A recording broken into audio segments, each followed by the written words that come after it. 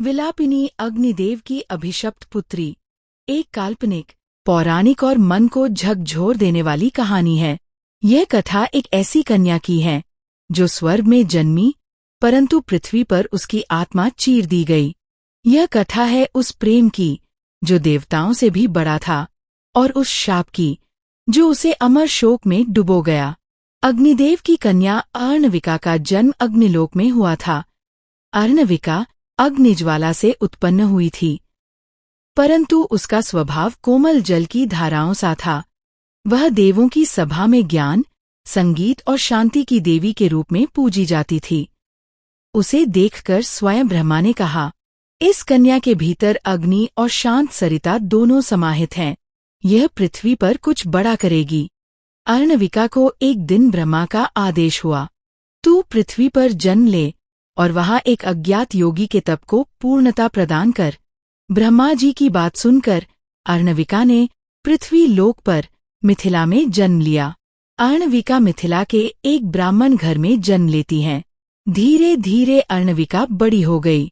एक दिन अर्णविका मिथिला के एक प्राचीन वन में भ्रमण करने गई हुई थी। वहीं उसे एक योगी मिलता है जिसका नाम ऋष्यशृंग था। ऋष्यशृंग वन में मौन, एकांत और तपस्या में लीन था, लेकिन जैसे ही उसने अर्णविका को देखा, वह उसे देखता ही रह जाता है। ऋष्यशृंग अर्णविका से पूछता है, तुम कौन हो देवी? अर्णविका धीरे से मुस्कुराकर बोली, मैं अग्निदेव की संतान हूँ और मैंने मनुष्य के रूप में पृथ्वी लोक पर एक ब्राह्मण के घर जन्म लिया है। धीरे धीरे समय बीतता गया। अर्णविका अब रोज वन में भ्रमण करने आती और ऋष्यशृंग से ढेर सारी बातें करती। देखते ही देखत अर्णविका और ऋष्यशृंग एक दूसरे से प्रेम करने लगे। अर्णविका ज्यादातर समय अब ऋष्यशृंग के साथ बिताने लगी। देवलोक में जब इस बात का पता लगा, तब इंद्रदेव क्रोधित हो उठे। उनका प्रेम देवताओं को पसंद नहीं आया। इंद्रदेव अर्णविका के मनुष्य प्रेम से नाराज हुए। देवताओं को भय हुआ कि अगर अग्निदेव की कन्या मानव से विवाह करेगी तो उनका तेज पृथ्वी पर चला जाएगा। इंद्रदेव क्रोध से भरे स्वर में कहते हैं, अर्णविका देवलोक की कन्या है। अग्नि की ज्वाला को कोई साधारण ऋषि नहीं संभाल सकता। इंद्रदेव ने जल्द ही देव सभा आयोजित की और सभी देवताओं ने निर्णय लिया कि अगर अर्णविका ने इंद्रदेव की बात नहीं मानी तो उससे शापित किया जाएगा। इंद्र के आदेश की अवहेलना करने पर ब्रह्मदेव ने अर्णविका को श्राप दिया कि तेरे प्रेम की परिणति मृत्यु होगी। जिस दिन तू ऋष्यशृंग को अपनाएगी, उसी दिन तू अग्नि में भस्म हो जाएगी। यह सब जानकर भी अर्णविका और ऋष्यशृंग आश्रम में विवाह करते हैं। पूरी प्रकृति उस दिन जैसे आनंद में डूब जाती है, परंतु ठीक उसी क्षण तूफान और अग्नि की गर्जना होती है। शापित होने के कारण अर्णविका का शरीर धीरे धीरे जलने लगता है। उसकी आंखों से आंसू निकलते हैं, पर वह मुस्कुरा रही होती है। अर्णविका तपती हुई आवाज में बोली, स्वामी, मैं जानती थी यह अंत होगा, पर मैं इसे एक पल के लिए जी रही थी। ऋष्यशृंग के सिर पर मानो पहाड़ टूट पड़ा। वह टूटे स्वर में कहता है, तुम्हें बचाऊं कैसे? हे देवताओं, मेरा तप क्यों व्यर्थ गया? और देखते ही देखते अर्णविका अग्नि की ज्वाला में विलीन हो जाती है। ऋष्यशृंग उस दिन से न तो बोले और न ही उन्होंने अन्न जल ग्रहण किया।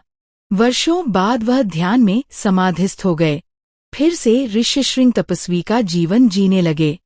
पृथ्वी के उत्तर दिशा की गुफाओं में आज भी लोग कहते हैं, वहां एक धुआं उठता है और कभी कभी एक स्त्री का विलाप सुनाई देता है। चलिए अब सुनते हैं इस कहानी का दूसरा चरण। अर्णविका की आत्मा का विलाप, पुनर्जन्म और प्रतिशोध की कथा। कहते हैं, अग्नि सब कुछ भस्म कर देती है, परंतु एक बात है जिसे वह भी मिटा नहीं सकती, आत्मा का शोक। अर्णविका अग्नि में समा गई, पर उसका प्रेम, उसका दर्द पृथ्वी में एक छाया की तरह अटका रह गया। युग बीतते गए। एक दिन काशी के एक वैद्य और उनकी पत्नी को कन्या की प्राप्ति हुई। उन्होंने उसका नाम आरुषि रखा। जन्म के साथ ही उसकी हथेली पर एक अद्भुत चिन्ह प्रकट हुआ। वो चिन्ह एक अग्निज्वाला का था। वैद्य की पत्नी देखकर चौंक गई और बोली, ये चिन्ह है। वैसा ही है जैसे देवी की कथाओं में बताया जाता है। वह बालिका शांत थी, पर उसकी आंखों में आग थी। दिन बीतते गए और आरुषि बड़ी होने लगी। जब वह 12 वर्ष की हुई तो उसे सपनों में एक पुराना नाम सुनाई देने लगा, ऋष्यशृंग, और एक वाक्य, तू अधूरी है, तुझे पूरा होना है। 16 साल की होते होते आरुषि को पूर्ण स्मृति लौट आई। वह जान चुकी थी, वह कोई साधारण कन्या नहीं थी। वह अर्णविका थी, अग्निदेव की पुत्री, जो अधूरी प्रेम कथा बनकर रह गई थी। जब अर्णविका की स्मृति लौट आई तब वो गहरे स्वर में बोलती हैं, मैं लौटी हूँ ऋष्यशृंग, मैं तेरे अधूरे वचन को पूर्ण करने आई हूँ। और जिन देवताओं ने मुझे तुझसे छीन लिया, अब उन्हें मेरा उत्तर सुनना होगा। स्वर्गलोक फिर एक बार कांप गया। अग्निदेव ने अपनी पुत्री की वापसी महसूस कर ली थी, पर इस बार वह अग्नि में नहीं, तप में लौटी थी। आरुषि ने घोर साधना आरंभ की। सूर्य की तपती किरणों में, बिना अन्न के, बिना जल के। ब्रह्मदेव चिंतित स्वर में कहते हैं, यदि यह कन्या फिर शक्ति में जागी तो देवलोक के नियम हिल सकते हैं। इंद्रदेव उपहास करते हुए बोले, एक प्रेम में जली स्त्री अब क्या कर लेगी। पर इंद्र भूल गए थे, शापित आत्माएं जब लौटती हैं वे देवताओं से भी प्रचंड होती हैं। अग्निदेव स्वयं आरुषि के सामने प्रकट हुए, न पिता की तरह न देवता की तरह, बस खुद को एक अपराध बोध इंसान समझकर आरुषि के सामने नजर झुकाए खड़े हुए थे। अग्निदेव शांत, टूटे स्वर में कहते हैं, पुत्री, हमने तुझे नहीं समझा। हम देवताओं के नियमों में बंधे बैठे, तुझे मनुष्य बना बैठे और फिर सजा दे दी। आरुषि नेत्रों में अश्रु लिए कहती हैं, अब मैं सजा नहीं मांगती पिताश्री, अब मैं मुक्ति मांगती हूँ। ऋष्यशृंग की आत्मा भटक रही है, मुझे उसका साथ चाहिए, न अग्नि न स्वर्ग, केवल वह। और तब ब्रह्मा ने अपना वरदान दिया, तू अग्नि नहीं, प्रेम का अंतिम रूप है, जा।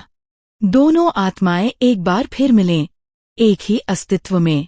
आरुषि हिमालय की ओर चली, जहां एक गुफा में समाधि में बैठा एक योगी था। उसी का नाम था ऋष्यशृंग। जब वह वहां पहुंची तो उस समाधि से तेज प्रकाश निकला और दो आत्माएं, एक अग्नि सी एक शांति सी, एक हो गईं।